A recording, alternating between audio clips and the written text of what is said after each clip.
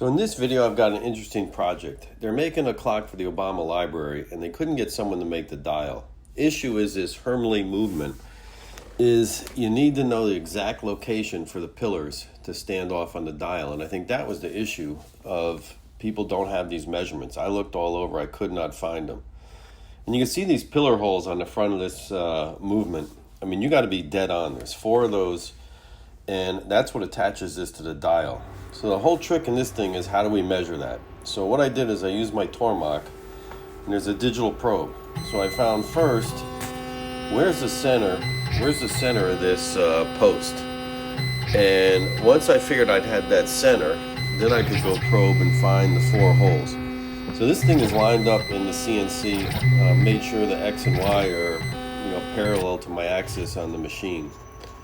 And now here's the trick. I've got the center, and now I'm going down with this wobbler. A lot of people seen an edge wobbler, and this is for a hole. And this allows you to go in and probe to find the center of that hole. I couldn't go in there with the probe because these holes are too small, so I had to use this technique. But anyone that's used a mill is familiar with these wobblers. But what it does, you can see it goes into this hole, and with that taper, it slowly finds itself. And you got to move the X and the Y around. And you can't see me doing that, but I'm doing that digitally on the mill. If this was a standard Bridgeport or standard mill, you could do the same thing, just read the dial readouts. This makes it easy because I've got digitally, I can read where my X and Y is.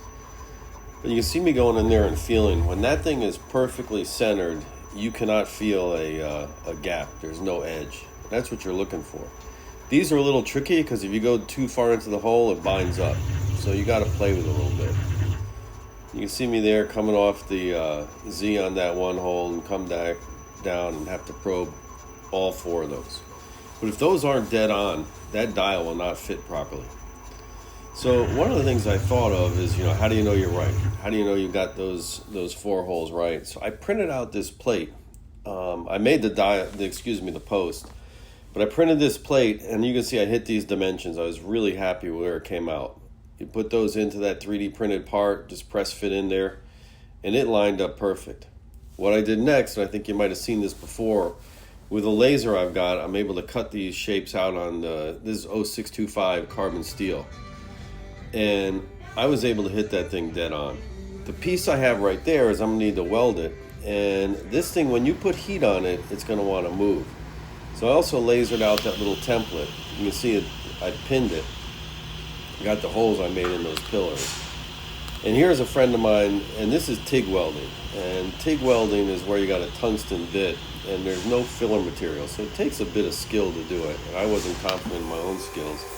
Because if you add too much heat, those posts are going to want to move on you. And then when I take this plate off, it's not going to line up when you put that movement on it.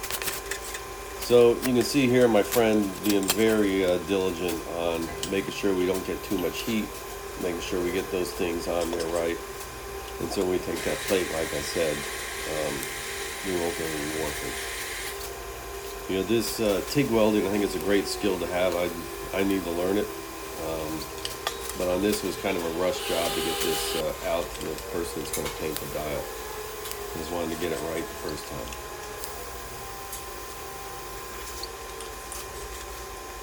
So you can see this project, the real hard part was getting these in the right location. And you can see here that plate goes back on. Here's the post. Test it with a dial, it looks good. Hope you enjoyed this. And we'll be back soon as I get back to the grandfather mechanism I'm making. Everybody take care.